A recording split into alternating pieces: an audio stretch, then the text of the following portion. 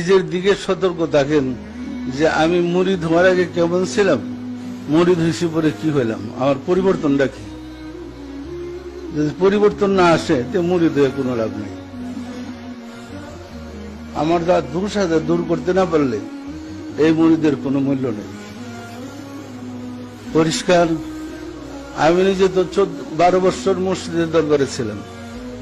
আমার মসজিদ যখন রহমতের সময় ঘুম থেকে জাগতেন, ওই হুজরা শরীফ থেকে দরজা খুলে বের হই, আমার ঘরের বেড়া মানে কি যেন জানালা, ওই রহমতের সময় জানালে এসে ডাকতেন, মাহবুব মিয়া আস্তে আস্তে। 2 ডাকে পরে জবাব না দিলেন, জোরে ডাক দিতেন, কত ঘুমান, রহমতের ফায়েজ বাঁধাতে চান। তবে লাভটা ওইটা, ওই রহমতের ফায়েজ দিতেন প্রতিদিন।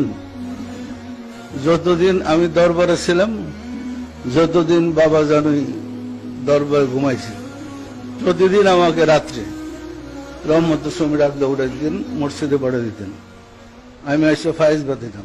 এরপরে আবার সারাদিন কাজকর্মের ফাঁকে বিদায়ের সময় যখন রাত্র এশার নামাজ পড়ে আসলে আমি সাথে সাথে আসতেছি, তো ঘরে গিয়ে সেরা পাঞ্জাবি মোবারক হাতে নিছে, একটা টেবিল গড়ি ছিল, ওইটা হাতে নিয়ে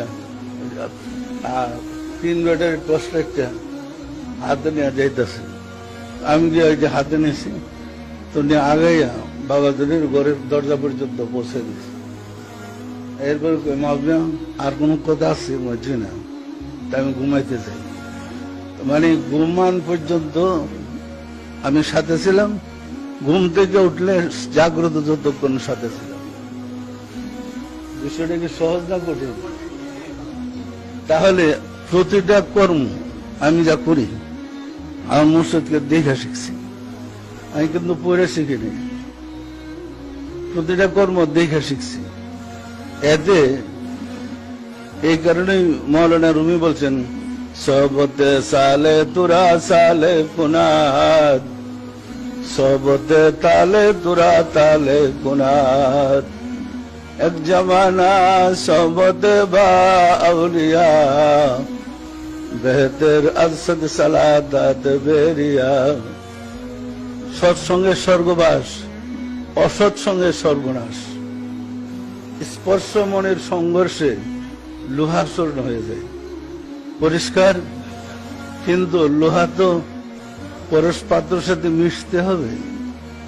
লোহা যদি ফাঁক থাকে, পরশ পাত্র লাভ থেকে তার উপরে বইয়া গুছিয়ে দিয়েছে, এরকম না। পরিষ্কার না? পরিষ্কার না। সুতরাং মহব্বতের সাথে তরিকার কাজ করেন।